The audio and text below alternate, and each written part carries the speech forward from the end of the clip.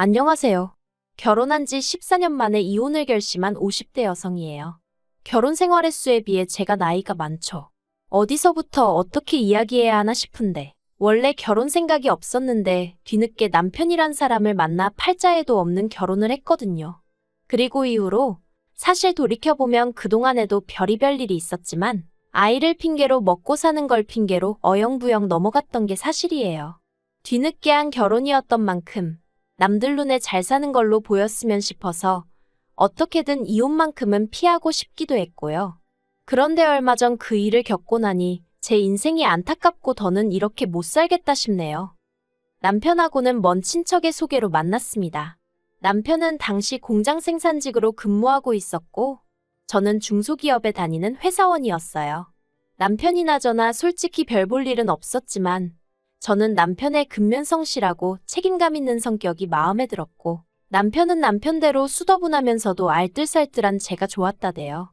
어느 다른 연인들과 마찬가지로 작은 다툼이 있기도 했고 서로 헤어지니 많이 한 적도 있지만 그래도 결국 연애 2년 만에 남편이 먼저 결혼하자 했고 저도 남편 정도면 결혼 상대로 나쁘지 않다는 생각에 그러자 했습니다. 결혼 당시 양가에서 특별히 받은 건 없어요. 아버님은 일찍이 돌아가셨고 이후로 어머님과 남편 그리고 시동생과 신우까지 그렇게 네 식구가 의지하며 살았다고 들었거든요. 그리고 저희 집 사정도 별반 다르지 않았습니다. 비록 부모님은 두 분 다 건강하셨지만 제가 시집 간다고 한몫 챙겨주실 만큼의 재산은 갖고 계시지 않았으니까요.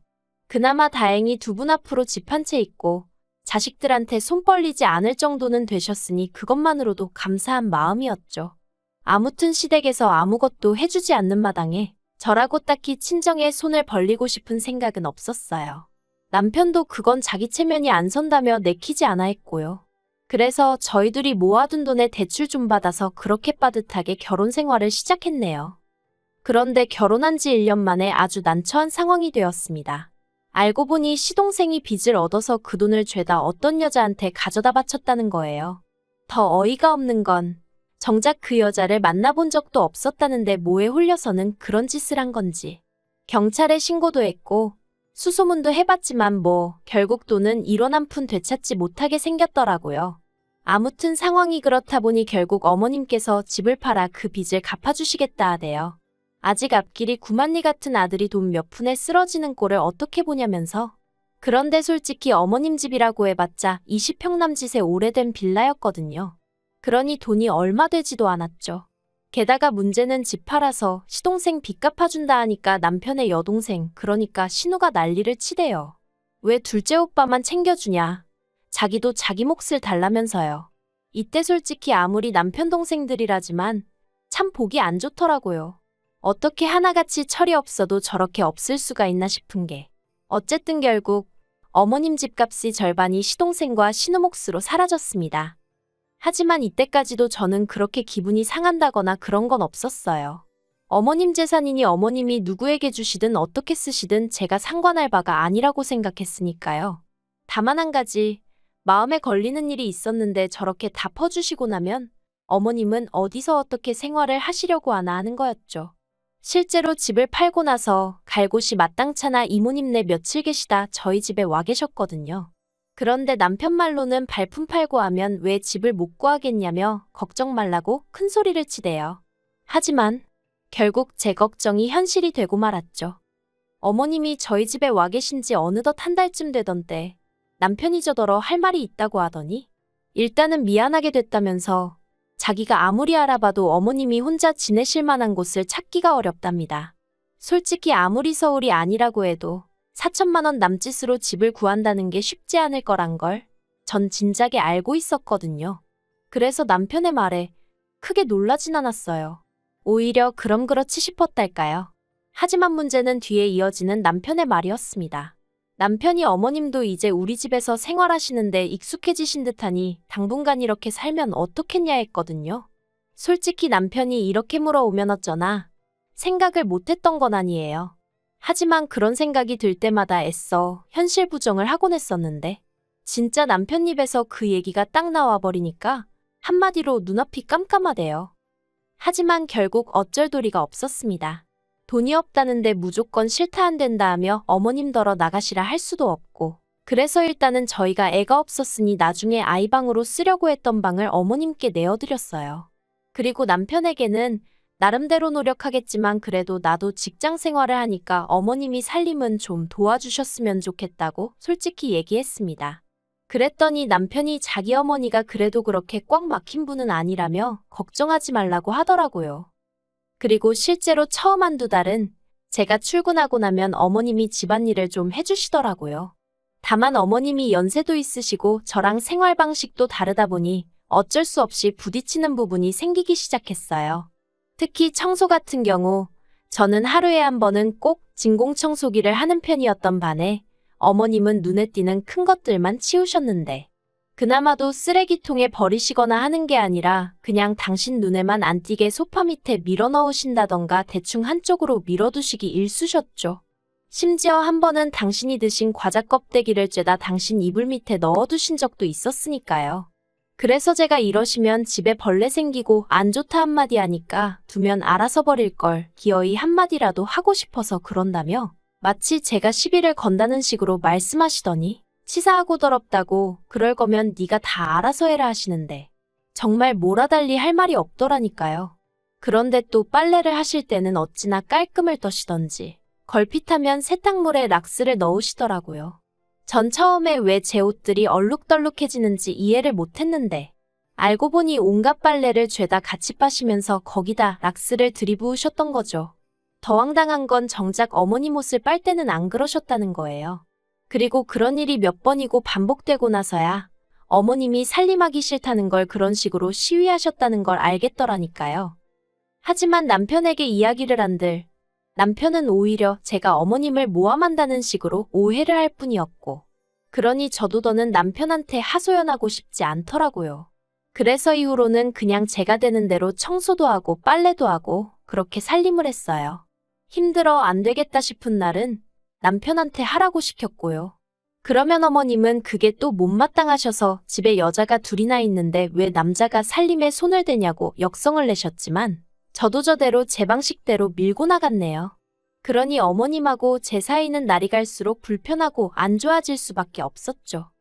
게다가 저를 힘들게 하는 건 그뿐만이 아니었습니다. 어머님과 합가한 지 1년 좀 지나서 제가 지금의 딸을 갖게 되었어요. 하지만 어머님께서는 여전히 살림을 도와주실 생각이 전혀 없어 보이시대요. 오히려 어머님은 당신은 예전에 임신한 상태에서 애 하나는 없고 애 하나는 손잡고 그런 와중에도 살림을 했네 돈을 벌었네 그런 말씀이나 하셨으니 한마디로 엄살 떨지 마라 유세 부리지 마라. 솔직히 그럴 생각도 없었지만 그런 어머님의 반응에 참으로 서운했고 그때 진 응어리는 10년이 지나도 풀어지지가 않네요.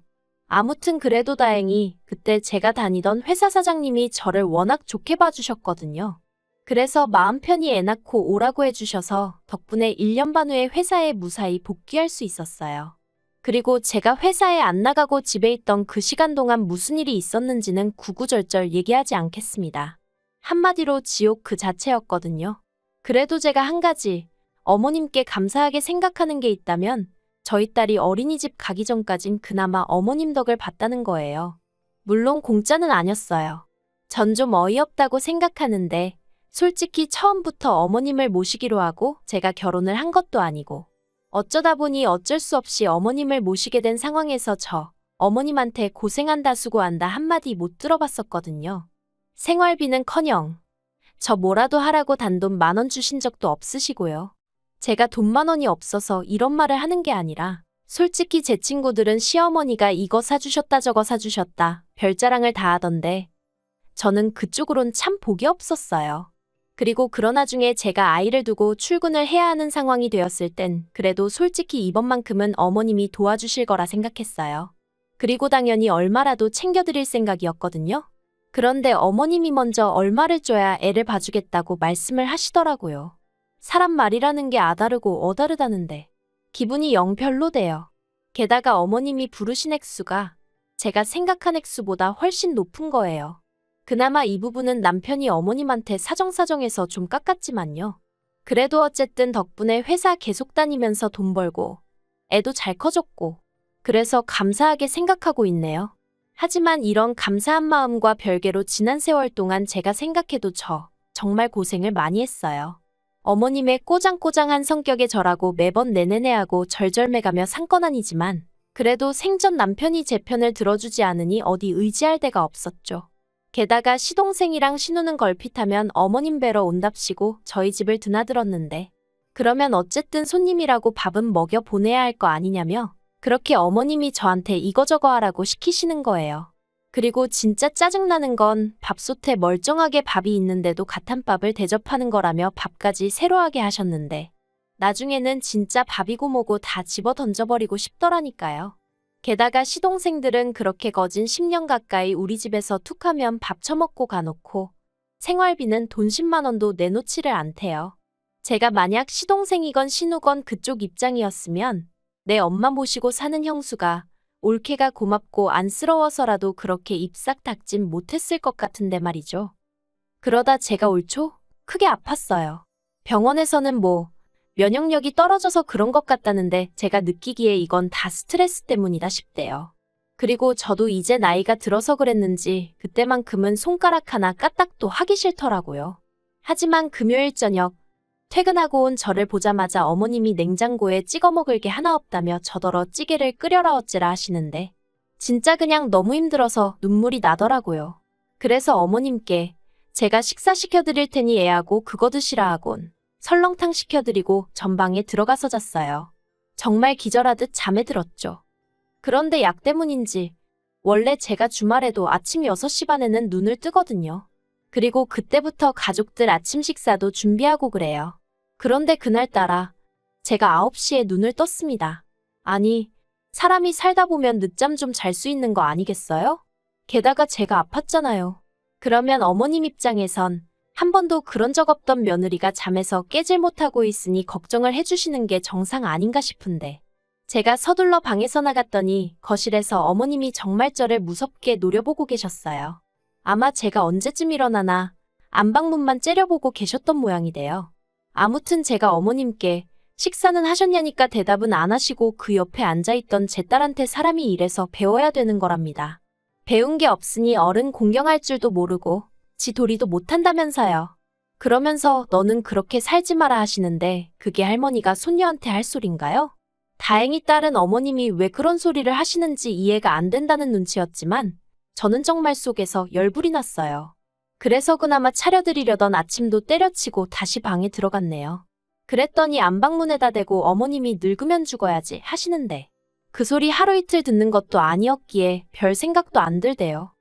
그런데 그날 늦은 오후 남편이 집에 오니 어머님이 무슨 어린애 마냥 저희 남편을 붙들고 또 하소연을 하시더군요. 제가 당신을 일부러 굶겼다면서 제가 바로 옆에 있는데 미친 X, 개 X 해가시면서 말이죠. 원래도 생각 없이 말을 막 하시는 분인 건 알고 있었지만 그래도 이 정도인 줄은 몰랐기에 황당 그 자체였어요. 그리고 저를 더 열받게 한 건 어머님 얘기를 듣고 있는 남편의 태도였습니다. 남편이 어머니 많이 섭섭하셨구나, 속상하셨구나 하며 맞장구만 치고 있지. 한 번을 저한테 욕하지 말란 소리를 안 하더라니까요.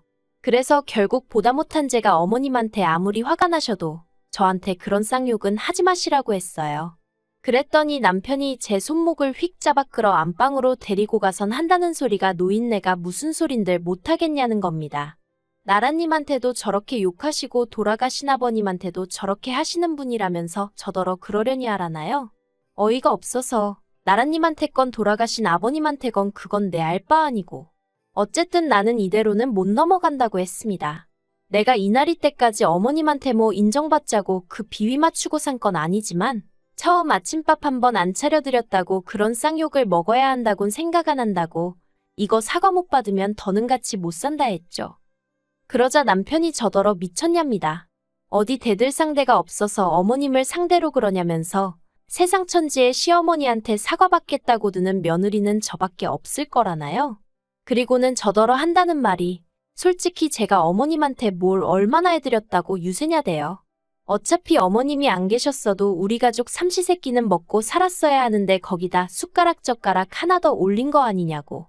그래놓곤 이제 와서 얼마나 어머님을 위해드린 척 하지 말라는데 정말 기가 막히더라고요. 그래서 남편더러 네가 그렇게 생각하는지 몰랐다. 소름 끼친다 하곤 이혼하자 했어요. 그러니까 남편이 저더러 헛소리 좀 하지 말랍니다. 그냥 저 하나만 참고 넘어가면 될 걸 괜히 일 키우지 말라나요? 그리고 솔직히 이후로 또 몇 달 동안 이혼 생각을 하면서 정작 행동엔 옮기지 못하고 있었어요. 가장 마음에 걸린 건 아무래도 딸하고 돈이었죠. 딸을 제가 키우고 싶은데 그러면 살 곳도 마련해야 하고 어쨌든 제가 직장이 있긴 했어도 이혼하고 나면 수입이 반토막 나는 거니 그걸로 둘이 살 수 있을까 걱정도 되었고 그래서 이도저도 못하고 있었거든요. 그런데 지난달 초 저희 어머님이 위암 판정을 받으셨네요. 3기로 넘어가기 직전이라고요. 그리고 그제서야 어머님 병수발을 누가 들 거냐로 얘기가 나오기 시작했어요. 물론 시동생하고 신우는 누가 먼저랄 것 없이 자기들은 못한다고 나왔지만요. 그런데 웃긴 건 저희 남편은 당연히 제가 해드려야 된다는 식인 거예요. 제가 평소에 제대로 못 챙겨드려서 이렇게 된 거 아니냐는 식으로 몰아가더니 책임을 져야 할 거 아니냐고요. 어이가 없어서 난 당신하고 이혼할 건데 내가 왜 어머님 병수발을 들겠냐고 안 한다 했죠. 그러자 남편이 그때부터 하루는 저를 달랬다가 하루는 윽박을 질렀다가 아주 난리도 아니대요. 그렇지만 저 솔직히 저희 어머님 위암 걸린 거 인간 대 인간으로 안타깝긴 한데 며느리로선 하나도 불쌍하지 않아요. 고소하다. 잘됐다 그런 건 아니지만 적어도 제가 어떻게 해드리고 싶다, 도와드리고 싶다 그런 마음은 안 생기네요. 그리고 저는 결국 딸을 데리고 친정으로 왔습니다. 뿐만 아니라 저도 제 나름대로 따로 찬 주머니가 있었기에 이혼을 위해 변호사도 샀어요. 이제 미뤄왔던 숙제를 해야 할 시간이란 마음으로 하나씩 준비해서 해결해 나가려고요. 어머님 병간 오고 나발이고 그건 남편 사정이고 저는 이제라도 제 인생을 되찾아야겠습니다.